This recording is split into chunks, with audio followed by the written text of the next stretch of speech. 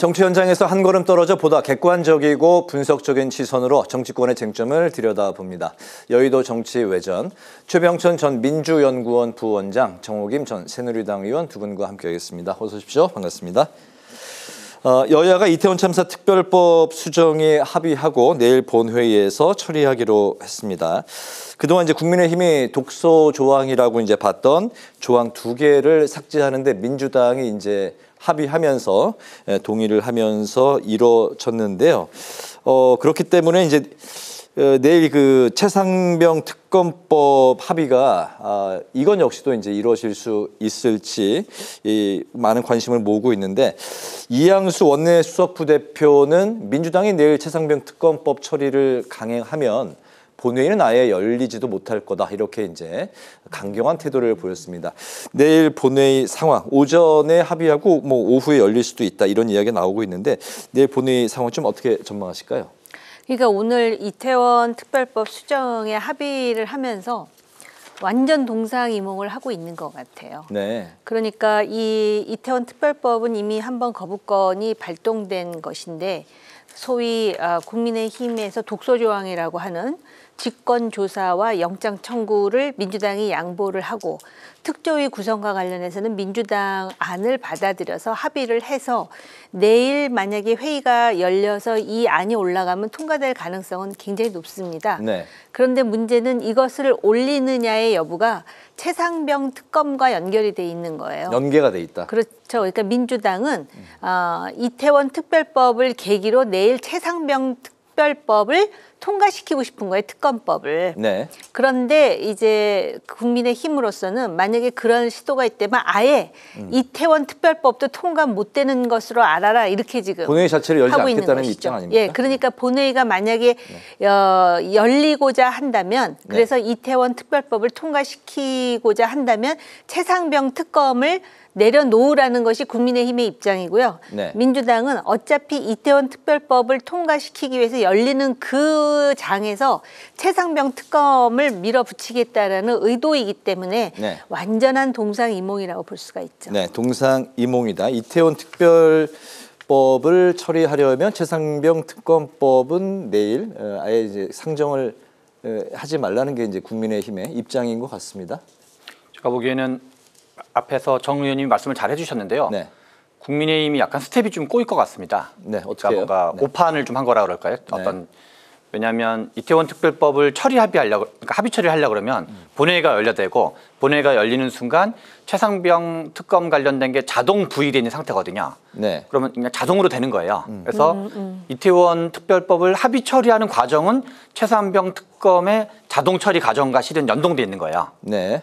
그래서 이것만 합의하고 이걸 안 하는 게 아니라 하면 같이 하게 되는 거라는 거거든요. 네. 그런 점에서 근데 그러면 결국 이 본회의가 열리는지 여부는 김진표 국회의장이 개의를 하는 순간 그냥 자동으로 그렇게 돼버리는 건데, 오히려 그동안은 실은 국민의힘 쪽에서는 본회의 개의 자체를 반대하는 입장이었거든요. 약간 네. 시간 끌기 한다 할 거냐. 왜 그러냐면 이게 이제 실은 5월 30날 5월 29일로 21대 국회가 끝나는데, 최상병 특검을 통과시키면 대통령이 거부권을 하냐 마냐에서 거부권을 행사하면 사실상 이게 시간적으로 재의결 여부도 이렇게 시간이 되게 촉박하다고 볼 수가 있어요. 될지 여부 자체도. 네. 그래서 원래는 이게 이제 대통령이 거부권을 만약에 최상병 특검이 통과돼 버리면 한 번 더 거부권을 행사하는 것을 압박하는 모양새가 된다 그럴까요? 그런 점에서 제가 보기에는 국민의힘에서 약간 정무적으로 뭔가 이렇게 그 약간 순진한 생각을 했다 그럴까요? 그래서 약간 스텝이 좀 꼬인 게 아닌가 이런 생각이 좀 듭니다.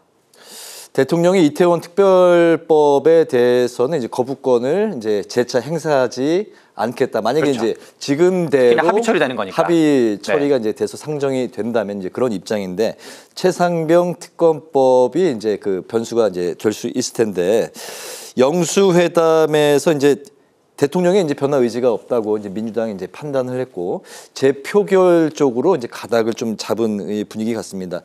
이제 여당의 이탈표가 어느 정도 나오느냐, 이제 그 21대 국회에서 이제 의원직이 이제 끝나는 이제 그 일부 의원들 지금 55명으로 나오고 있는데, 그 같은 논리로 민주당도 마찬가지 아닙니까? 민주당에서도 이탈표가 나올 수도 있는 그런 가능성도 있지 않을까 싶은데, 28일 본회의에서 만약에 최상병 특검법이 재표결에 붙여진다면 결과 좀 어떻게 보십니까? 민주당은 최상병 특검을 반대할 이유가 1도 없다고 봐야 돼요. 민주당의 친명이든 비명이든 친문이든 비문이든 아무 관계없이 네. 어떤 민주당 그리고 실은 여러 가지 지금 논의되고 있는 뭐 최상병 특검, 한동훈 특검, 뭐 김건희 특검, 그다음에 이태원 특검 여러 가지 논란이 있지만 이 여러 가지 이슈 중에서도 아마 국민적 공감대가 상대적으로 가장 명분이 있는 이슈 중에 하나가 최상병 특검으로 볼 수가 있거든요. 네.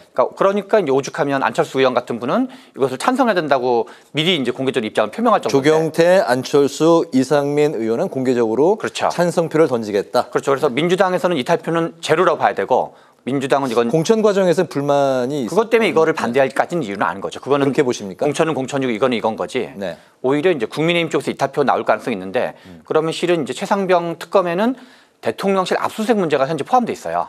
그래서 이제 그런 점들이 아마 특히 더 부담스러울 텐데 네. 그리고 이종섭 전 국방부 장관이라든가 여러 가지 대통령실의 관여 의혹들이 있기 때문에 그런 점에서 이게 이제 실은 하면은 통과 가능성도 상당히 있다고 봐야 되는 거죠. 만약에 그러니까 내일 본회의가 열리고 그리고 최상병 특검이 이태원 특검이랑 같이 덩달아 통과가 되고 네. 대통령이 거부권 행사하고 본회의가 다시 열리면 통과 가능성도 배제할 수 없는 거죠. 29일에 21대 국회가 이제 마무리가 되는 거죠. 네. 그러면 이제 전날 만약에 이제 28일 마지막 이제 하루 남겨놓고 본회의에 재표결에 붙여진다면 통과가 될 가능성이 그렇죠. 굉장히 농후하다. 네. 네. 네. 정 의원님 어떻게 보십니까?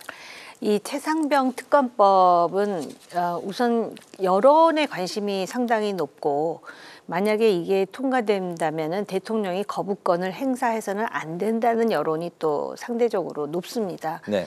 그렇기 때문에 사실은 이거 자체에 엄청난 부담을 여권에서는 느끼고 있지 않을까 이런 생각이 들고요.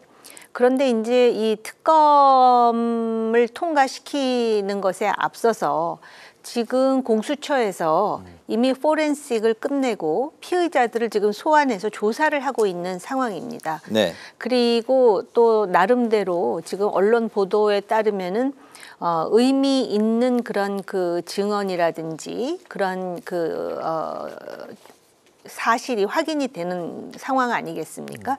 그렇기 때문에 이 최상병 특검을 무조건 지금 거부하기가 여권에서 그렇게 쉽지 않으리라 보여지고요. 아마 21대 국회에서 이거를 재표결까지도 각오하면서 통과시키려는 의도는 네. 야당에서요. 아마 국민의힘에 지금 낙선한 의원들이 여러 가지로 불만도 있고 또 최상병 특검과 관련한 자기 견해를 가지고 있기 때문에 제 의결을 하더라도 통과될 수 있다라는 막연한 그 희망 속에서 지금 이 일을 진척시키는 게 아닌가 싶은데요. 네. 정치 과정으로 보자면 그리고 서로에 대한 신의라는 그런 기준으로 보자면 일단 공수처의 수사 결과가 어떻게 되는지를 보면서 만약에 그것에 불만이 있어서 특검으로 갈 때는 대통령이 거부권을 행사하지 않는다라는 그런 합의가 좀 나왔었으면 어땠을까라는 생각이 있고요.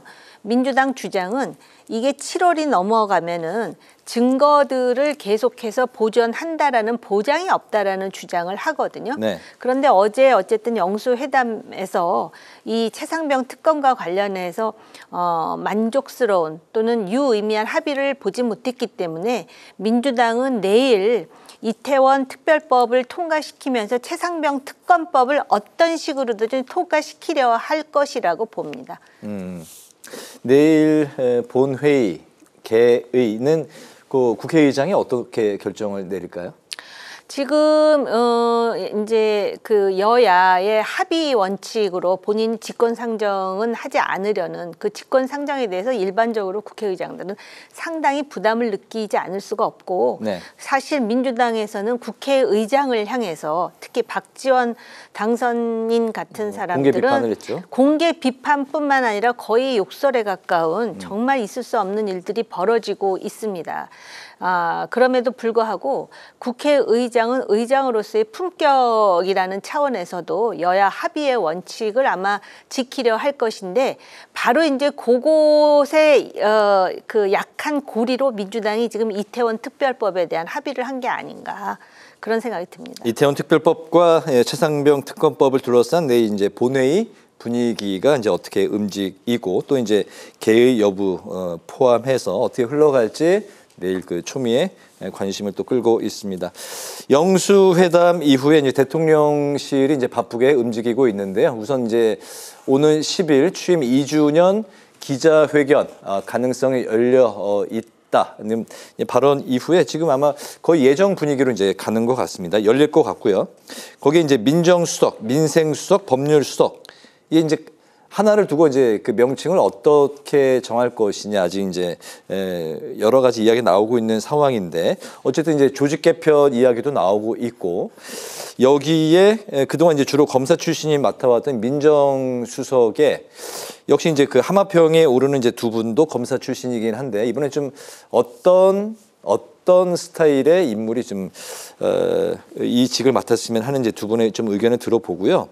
또 이제 5월이 이제 가정의 달인데 각종 이런 행사의 관례대로라면 이제 그 영부인께서 여러 가지 행사의 이제 모습을 많이 이제 드러냈었는데 과연 이제 5월에 김건희 여사가 이제 다시 모습을 나타낼지도 관심사인 것 같습니다. 영수회담 이후에 대통령실에서 이제 국민들에게 좀 어떤 모습을 두루 보여줘야 된다고 생각하시는지 정호김 의원님부터 들어볼까요? 뭐 민생수석이든 법률수석이든 결국은 이제 민정수석을 부활하는 것이라고 볼 수 있고요. 이거는 영수회담에서 이야기가 나온 사안이라고 하는데 아마 야당도 그렇고 이제 민생수석이라는 용어를 쓰더라도 다시 그 사정 기능을 부활하는 게 아니냐라는 의혹의 눈초리가 상당히 많습니다. 사실 민심을 청취하는 그러한 업무를 보는 수석에게 민생수석이라는 타이틀을 붙인다는 것도 조금 이제 그 앞뒤가 안 맞는다고 생각할 사람도 있을 것 같거든요. 사정 기능은 빼는 쪽으로 가닥이 잡힌 것처럼 나오긴 하던데요. 그렇습니다. 그래서 이제 민심을 좀 자세히 듣기 위해서 민생수석 자리를 이제 부활하는 것인데 지금 또 하마평에 오르는 사람들이 검사 출신의 윤석열 대통령과 같이 밀접한 관계로서 일을 했던 경험이 있으면 지금 아마 많은 그 조야의 사람들은 대통령에게 그 민심을 가감없이 전달할 그러니까 쓴소리까지 포함해서 그런 인물이 필요하다라고 생각을 하는데 과연 그런 측근 중에 한 사람들이라면은 그러한 기능을 할 수 있을 것인가에 대해서 또 이제 그 갑론을박이 있는 것이 사실입니다. 네.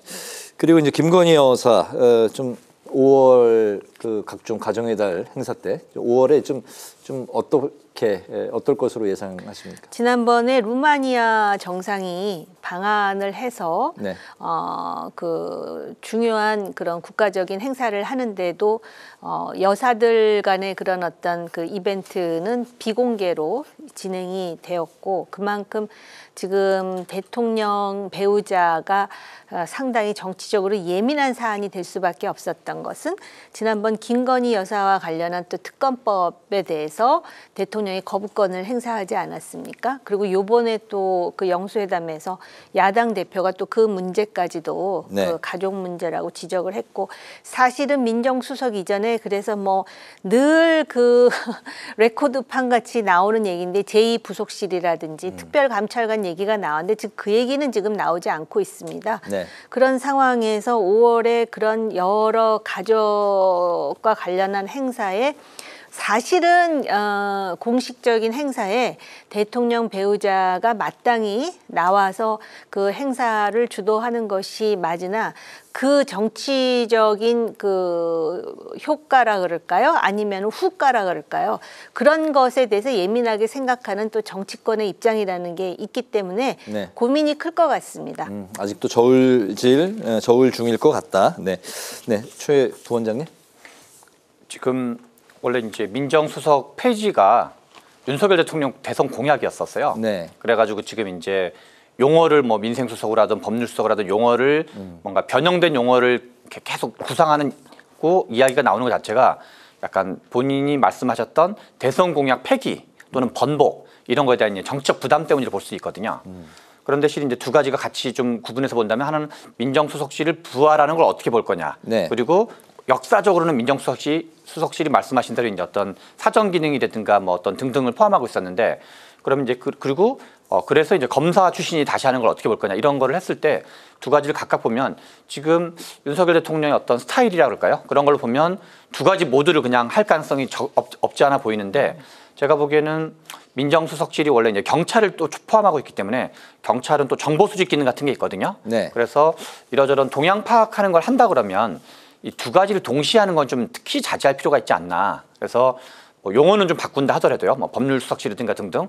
왜냐하면 지금 대통령 입장에서는 뭐 특검이라든가 여러 가지 법률적 문제가 되게 많아졌거든요. 그런 점에서 이거를 복구하는 것도 야당으로부터 강한 비난 또는 비판을 받게 될 거고, 거기다가 측근에 가까운 검사 출신 한다 그러면 더더욱 비난을 받을 건데, 네. 예를 들어서 문재인 정부 시절에 그때는 이제 뭐 정무수석이긴 하지만 비문 계열로 불리는 이철희 의원을 이제 정무수석으로 기용을 하셨었어요. 네. 그래서 누가 봐도 이번에는 이제 뭔가 쓴소리도 할 수 있는 분을 기용했다라는 게 당시 이제 언론의 평가였는데, 네. 물론 이제 그때는 정무수석이긴 했지만 그런 식으로 뭔가 이렇게 이 친윤 계열로 볼 수 없는 또는 이제 어떤 검사 출신이 아닌 분들로 채용을 하면서, 그래서 언론이 보기에 저 정도면 그래도 좀 뭔가 쓴소리도 할 수 있겠구나, 직원도 할 수 있구나, 이런 분을 전제로 하는 것까지를 검토해야지 네. 두 가지를 다 하면 오히려 좀 이러저런 비난을 피하기 어렵지 않을까 싶습니다. 그리고 네. 김건희 여사 문제는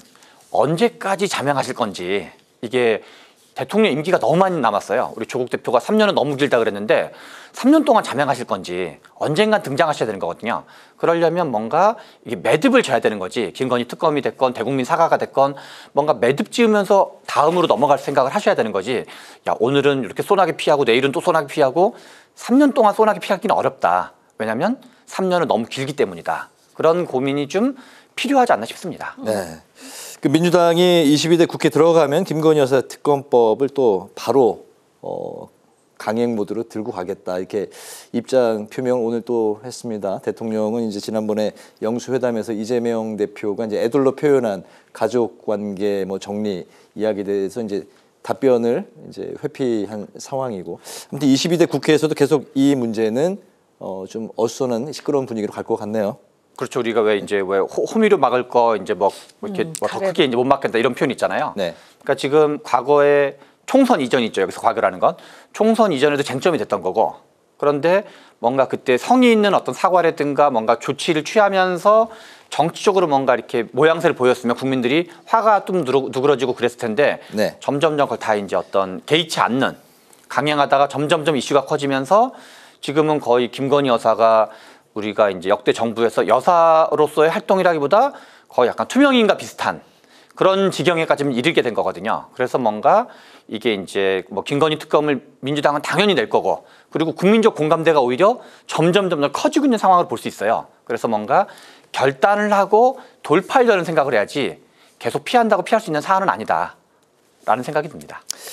국민의힘이 원내대표 경선을 원래 오는 금요일에 하기로 했었는데 9일로 미뤘습니다. 여기에는 출마자가 없기 때문이 아닌가, 이제 그런 예상 관측들이 나오고 있는 상황이고, 유력한 후보였던 이철규 의원이 불출마로 가닥을 잡았다, 이런 이야기가 또 이제 흘러나오고 있습니다. 당 내에서는 이번에 그 원내대표 자리는 영광이 아니라 고통이고 또 악역이다, 서로 이제 회피하는 당내 분위기를 이제 이렇게 전언을 하고 있는 것 같습니다. 구인난이 여전한 상황인데 9일의 원내대표 경선 결과 좀 어떻게 보실까요? 지금 이철규 의원이 오늘 이제 출마를 안 하겠다라고 내려놓는 것 같습니다. 네. 그렇게 되니까 지금 뭐 TK의 뭐 추경호라든지 PK의 김도읍 의원 같은 사람의 이름이 오르내리고 있는데요. 사실은 이철규 의원이 오늘 내려놓기에 앞서서 대통령실에서도 거리를 두는 모습이 보여졌습니다. 오해받고 싶지 않다라는 대통령의 발언과 함께. 그런데 역설적으로 대통령실에서 거리를 두는 것과 그 시계열상으로 이어지면서 내려놓다 보면은 역시 찐윤이고 나름대로 교감이 있다라고 또 해석할 사람도 있을 것 같습니다. 또 그 와중에 친윤이라고 하는 한 젊은 의원이 이철규 후보가 원내대표 후보가 돼서는 안 된다라는 글을 또 SNS에 올리고 네. 이러는 게 이렇게 시간대별로 보면은 맞아 떨어진다라고 생각하는 사람들도 있지 않을까 싶은데요. 어찌 됐든 지금 이철규 의원이 원내대표 되는 것에 대한 당내 반발이 있다는 것은 네. 사실 1년 전에 당시 나경원 그 당시에 전 의원이었죠. 의원이 당대표 된다 그러자 초선 의원들이 연판장 돌리면서 못하게 하는 그 분위기하고는 지금 분위기가 많이 달라졌음을 우리가 알 수가 있고요. 네. 그럼에도 불구하고 제가 생각할 때 만약에 언론의 보도가 사실이라면은 결국 추경호 전 부총리가 원내대표가 될 개연성이 있다고 보여지거든요. 네. 그러면은 이러한 일련의 분위기가 여전히 뭔가 이렇게 그 대통령의 주도권이 계속되면서 뭔가 고통과 뭐 악역 이런 얘기를 하는 것을 봐서는 지금 야당이 밀어붙이고 있는 특검법이라든지 이러한 어떤 부담스러운 법에 대해서 지금 방어하려고 하는 그런 어떤 사전 자세가 아닌가라는 생각이 듭니다. 네. 일단 이철규 의원이 원내대표를 한다 그러니까 다른 사람들이 소위 그 출마를 못하고 있었는데 지금도 뭐 원내대표가 됐든 당대표가 됐든 적극적으로 내가 하겠소라고 나서는 분위기는 아닌 것 같습니다. 그런 분위기 속에서 이제 추경호 전 경제부총리가 지금 이제 급부상한 상황.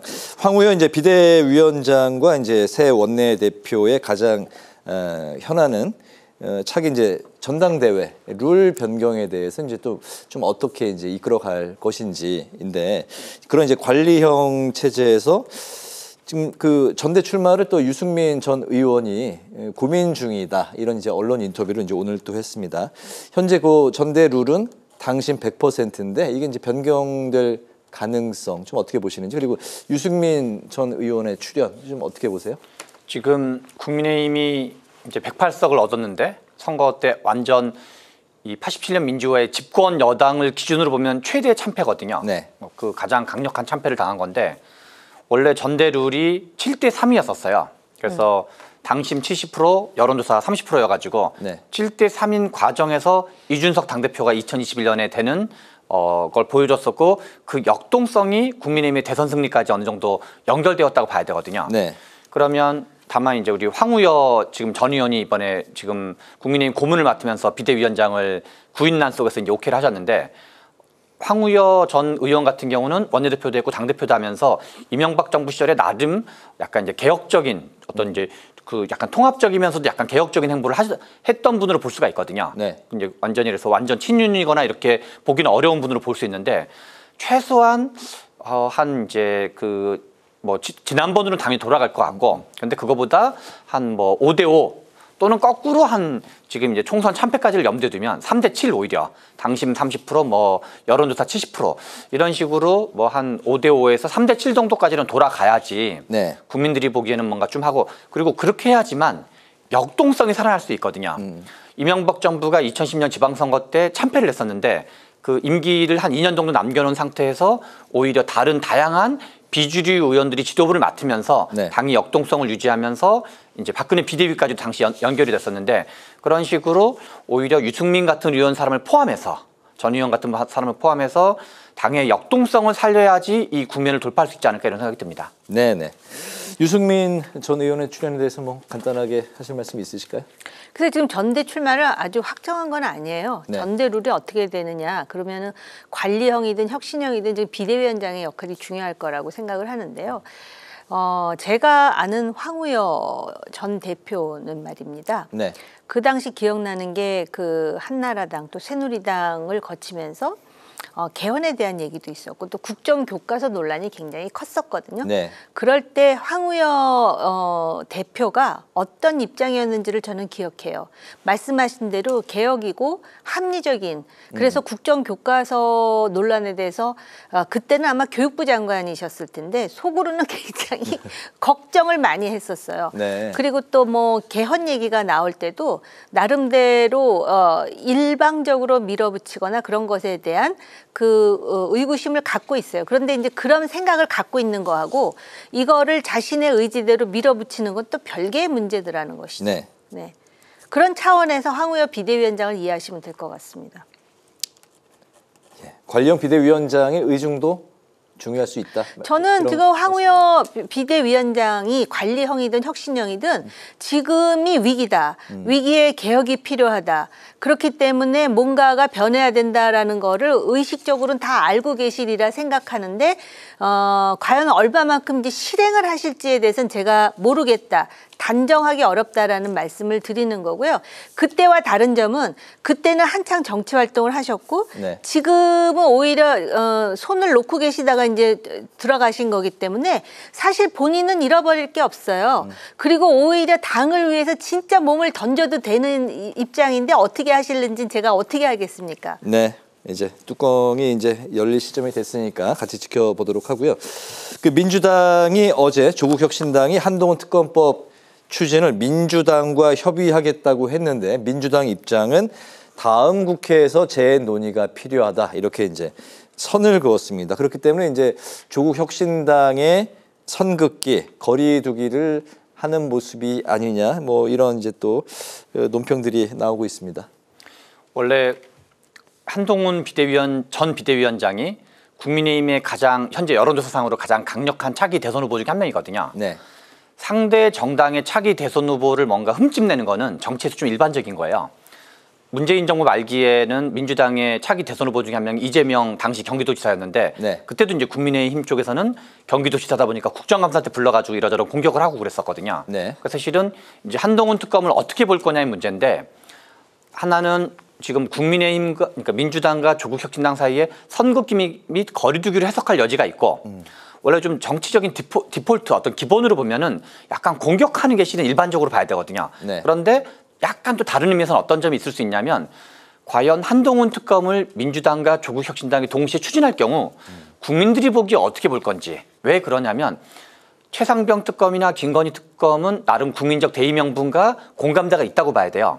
그러나 한동훈 특검은 뭔가 약간 사적 복수 또는 뭔가 약간 시비 걸기 약간 이제 없는 것만 이렇게 쥐어짜서 물론 여러 가지 그 어떤 대신 이제 저거 한대든가 이런 등등이 있었지만 그 어떤 뭐랄까 수사 요청한 거라든가 이런 과정이 있었지만 네. 그런데 그 부분까지도 같이 좀 고려하고 추진할지 여부를 판단할 필요가 있지 않나. 단지 민주당과 조국혁신당의 관계만이 아니라 네. 국민들이 보기에 어떻게 비춰줄 것까지도 같이 고민하면서 가는 게 좀 필요하지 않나 이런 생각이 듭니다. 민주당으로선 이태원 특별법 의제의 우선순위에서 이게 과연 우선하는 의제인 거냐. 네. 그게 작전상 효과적인 거냐. 이런 고민이 좀 필요한 거죠. 네, 꼭 그 조국혁신당과 선긋기의 그런 뭐 모습이야 그런 분위기 외에 또 네. 그런 민주당의 고민이 있을 수 있다는 네. 말씀이신 거죠? 네. 네, 저도 비슷한 생각을 하고 있는데요. 지금 최 소장께서 말씀하신 것에 조금 보태자면 네. 한동훈 특검법을 강력히 추진할 때 그건 조국 띄우기가 될 수가 있죠. 처음에 주도적으로 그걸 강조했던 사람이 조국 대표이다 네. 보니까 그런데다가 이건 제 개인 생각인데요.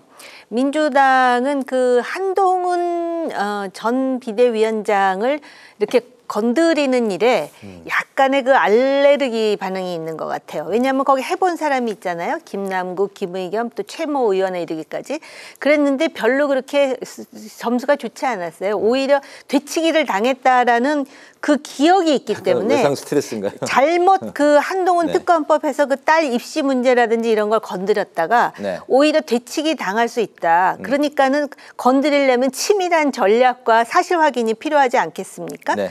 그런데 법률가인 한동훈 비대위원장이 이러한 공격을 예고하는 마당에 지금 준비하지 않고 그냥 가만히 있을 리는 없잖아요.